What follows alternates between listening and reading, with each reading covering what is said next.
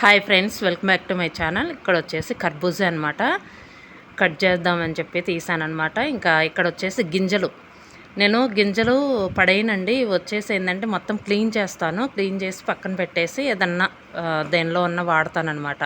అంటే కొంచెం మినప్పు లడ్లు అవి చేసుకుంటాం కదా, అలాంటి వాటిల్లో వేస్తాను. ఇక్కడ వచ్చేసి ఈరోజు మీల్ వచ్చేసి నేను చేసిన వంట రైస్ చేశాను. నెక్స్ట్ ఇక్కడ వచ్చేసి సొరకాయ మసాలా కర్రీ, ఇక్కడ వచ్చేసి రసం, బెల్లం రసం, కర్డ్ అండి.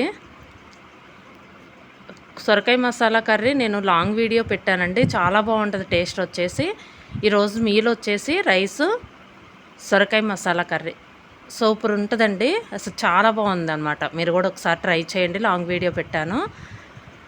నెక్స్ట్ ఇక్కడ వచ్చేసి రసం కూడా పెట్టానమాట. కొంచెం రసం కూడా చాలా అవుతుంది పెట్టాను చెప్పేసి రసం కూడా పెట్టాను, కొంచెం బెల్లం వేసాను.